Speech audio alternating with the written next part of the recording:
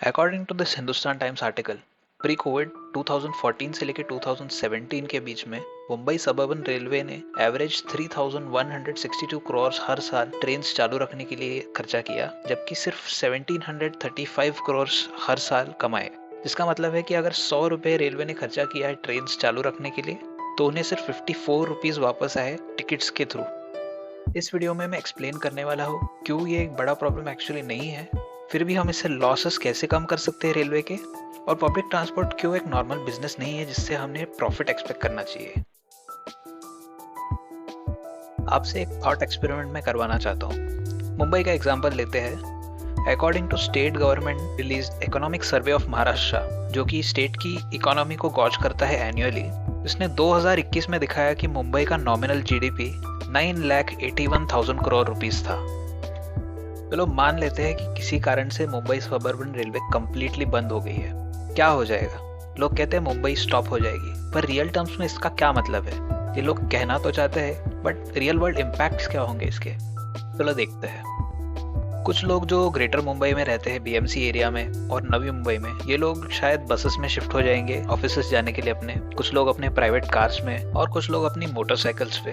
पर कोई भी दूसरा ट्रांसपोर्ट ये ट्रांसपोर्ट का गैप फिल नहीं कर पाएगा जो रेलवेज क्रिएट करेगी। ये रोड्स जियोमेट्रिकली पॉसिबल है नहीं है मुंबई जैसे शहर में, जो कि रोज 25 मिलियन या 200 लाख लोगों से भी ज्यादा लोगों को रोज ट्रांसपोर्ट कर पाए। इसका डेमो हमने कोविड के टाइम पे देखा, जब local trains completely essential services के लिए ओपन रखी थी सिर्फ, जिसकी वजह से लंबी लंबी लाइंस लग गई बसेस के लिए दूर के सबर्ब्स जैसे वसई विरार, कल्याण डोंबिवली, उल्लासनगर, अंबरनाथ, बदलापुर, टिटवाला से, जहाँ से रोड ट्रांसपोर्ट आसपास भी नहीं है ग्रेटर मुंबई के लेवल्स से। और ये उस समय में हुआ जब बहुत सारे जॉब्स कंप्लीटली बंद थे। इमेजिन नॉर्मल पीक डिमांड के टाइम पे ऐसा सिचुएशन होगा तो क्या होगा? ये प्रैक्टिकली इम्पॉसिबल है रोड ट्रांसपोर्ट के थ्रू इन लोगों को ट्रांसपोर्ट कराना। सिर्फ एक ट्रेन को रिप्लेस कराने के लिए हमें 60 बसेस का इंतजाम करना पड़ेगा, जो कि एमबीएमटी और वीवीएमटी जैसे ट्रांसपोर्ट ऑर्गेनाइजेशंस के नंबर ऑफ बसेस से भी ज्यादा है। पॉइंट ये है कि रेलवे एक कंप्लीटली इररिप्लेसेबल पार्ट है मुंबई के। तो क्या होगा अगर ये लोग अपने ऑफिसेस, स्कूल्स और वर्क प्लेसेस पे नहीं जा पाए? बहुत सारे लोग जो बॉम्बे स्टॉक एक्सचेंज में काम करते हैं, बीएससी बिल्डिंग में, वो सीएसटी और चर्चगेट स्टेशन के थ्रू ऑफिस पहुंचते हैं अपना एसेंशियल पेपर वर्क करने, सर्वर मेंटेनेंस करने और दूसरे डेस्क जॉब्स जो वो घर से ना कर पाए। इवन फ्लोर क्लीनर्स और प्यून्स इसी तरह से अपने जॉब्स पे पहुंचते हैं। कितने दिन तक ऑफिस एक्चुअली चालू रहेगा बिना क्लीनिंग के, इसके पहले कि लोग बीमार पड़ना चालू हो जाए?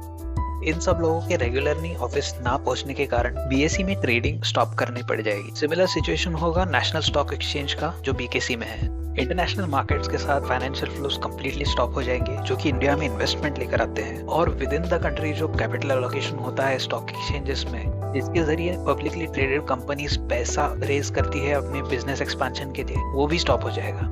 बहुत सारे लोग मुंबई पोर्ट ट्रस्ट पे काम करते हैं, जो कि इंडिया का 10% ऑफ द कार्गो हैंडल करता है। ये सब अगर वर्कर्स अपने वर्क प्लेसेस पे नहीं पहुंच पाए तो पोर्ट्स कैसे ऑपरेट होंगे? बहुत सारे होलसेल मार्केट्स जो गुड्स का ट्रेड करते हैं, जो पोर्ट से आए हैं, ये सब भी बिजनेस नहीं कर पाएंगे। लैमिंगटन रोड के होलसेल कंप्यूटर रिटेलर्स से जो माल पहुंचता है दूसरे सिटीज में इंडिया के कंप्यूटर्स का, वो कैसे पहुंच पाएंगे? हंड्रेड्स ऑफ कंपनीज जैसे रिलायंस इंडस्ट्रीज, टाटा ग्रुप और बहुत सारे बैंक्स का हेडक्वार्टर्स मुंबई में है, जहाँ से वो सारे बैंक्स के ब्रांचेस का नेशनल ऑपरेशन हैंडल करते हैं। सारे एस्टेब्लिशमेंट्स की वर्कफोर्स पूरे मुंबई में स्प्रेड आउट है और ये ओवरवेलमिंगली लोकल ट्रेन्स का यूज करते हैं अपने वर्क प्लेसेस पे पहुंचने के लिए। इन वर्कर्स का इन वर्क प्लेसेस पे ना पहुंचने की वजह से नेशनल ऑपरेशंस कर्टेल हो जाएंगे और इंडिया के कंटिन्यूअस नॉर्मल फंक्शनिंग थ्रेट में आ जाएगी। जियो, जिसका नेशनल हेडक्वार्टर्स नवी मुंबई में है, जो कि 422 मिलियन या कि 50% नेशनल सेलफोन ओनिंग पॉपुलेशन का कम्युनिकेशन संभालता है, सिवियरली डिस्टर्ब हो जाएगी। इवन वोडाफोन आइडिया का पार्शियल हेडक्वार्टर्स मुंबई में है, सिमिलर सिचुएशन वहां पे भी होगा। टाटा ग्रुप, जिसका प्रेजेंस स्टील, सॉल्ट, वुड और यहाँ तक कि कार्स में भी है, इसका भी हेडक्वार्टर्स मुंबई में है। ये कैसे फंक्शन कर पाएगा अपने पूरे स्टाफ के बिना? आदित्य बिरला ग्रुप, ये भी मुंबई में हेडक्वार्टर है, कैसे चलेगा इन सब का operation? You get the point. Mumbai depend करता है रेलवे पे, और मुंबई सिटी की और country normal functioning without Mumbai railways नहीं हो सकती। इस वीडियो के स्टार्ट में मैंने मेंशन किया था कि मुंबई का total GDP output 9,81,000 crore rupees का है, जबकि suburban railway 3,162 crore rupees annually खर्चा कर रही है लोकल ट्रेन चलाने के लिए, जिसमें से 1,735 करोड़ रुपीस वापस आ रहे हैं। इसका मतलब है कि सिर्फ 1,427 करोड़ रुपीस या फिर 0.150% मुंबई के टोटल जीडीपी का स्पेंड करके रोज 75 लाख पैसेंजर्स को ट्रांसपोर्ट कर पा रहे हैं और इनडायरेक्टली पूरी सिटी को फंक्शनिंग रख रहे हैं। अगर आपके बिजनेस के लिए आप 15 पैसे रुपए खर्च करके 100 रुपए अगर कमा रहे हो तो आप थोड़ी ये 15 पैसे खर्च करना बंद करोगे। ये एक बहुत अच्छा रिटर्न ऑन इन्वेस्टमेंट है जो इतनी इजीली कहीं पर भी नहीं मिलता है। सोचिए एक सुपरमार्केट स्टोर है जो कि फर्स्ट फ्लोर पर है, लेकिन बहुत लोग इसे प्रेफर नहीं करते क्योंकि उन्हें सीढ़ियां चढ़ना पसंद नहीं है इतने सामान के साथ। एक एस्केलेटर इंस्टॉल कराना शुरुआत में कॉस्टली जरूर होगा, लेकिन विदाउट इस एस्केलेटर ये बिजनेस 2-3 महीने में डेफिनेटली बैंकरप्ट हो जाएगा।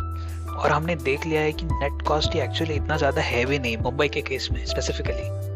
एक्चुअली फाइनेंशियल ईयर 2021 में अकेले मुंबई ने 4,04,000 करोड़ रुपए का इनडायरेक्ट टैक्स जनरेट किया। इन फिगर्स में जीएसटी और एक्साइज ड्यूटी जैसे टैक्सेस इंक्लूडेड भी नहीं है। ये सारे टैक्स कलेक्शन के सामने ये 1,427 करोड़ रुपीस की फिगर कुछ भी नहीं लगती।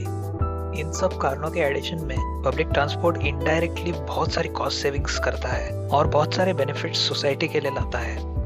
फॉर एग्जाम्पल ट्रेन होने की वजह से बहुत सारे लोग प्राइवेट ट्रांसपोर्ट नहीं लेते, क्योंकि आपकी इलेक्ट्रिक व्हीकल भी हो वो फिर भी ट्रेन के मुकाबले ज्यादा कार्बन इंटेंसिव है। ट्रेन के होने की वजह से रोड्स पर व्हीकुलर ट्रैफिक कम हो जाती है, जिसकी वजह से लॉजिस्टिकल ट्रक्स जो होते हैं जो सामान सिटी टू सिटी डिलीवर करते हैं के लिए भी टाइम और उसके रूप में पैसा बचाते हैं। With in a city rail transport सबसे फास्टेस्ट मोड है, जिसकी वजह से प्रोडक्टिविटी इंक्रीज भी होती है। EU के डेटा के according rail transport 320 times safer है मोटरसाइकिल ट्रैवल से और 29 टाइम्स सेफर है कार ट्रैवल से। ट्रेन्स के एग्जिस्टेंस की वजह से नंबर ऑफ कार्स रोड पे से है वो कम होती है, और इन नंबर ऑफ कार्स के कम होने की वजह से PM2.5 पार्टिकुलेट मैटर के लेवल्स भी कम होते हैं। इससे जो इनडायरेक्टली होने वाला हेल्थ कॉस्ट में रिडक्शन है वो भी अकाउंटिंग में नहीं आता। रेलवे स्टेशंस के होने की वजह से जो दिन भर एक्टिविटी होती है लोगों के आने जाने की, उसकी वजह से दुकानों को भी कांस्टेंट सप्लाई मिलता रहता है कस्टमर्स का। पब्लिक ट्रांसपोर्ट की इनडायरेक्ट बहुत सारे बेनिफिट्स है जो कि सोसाइटी को अलग अलग तरीकों से आते हैं और बैलेंस शीट पे नंबर्स पे नहीं दिखाए जा सकते।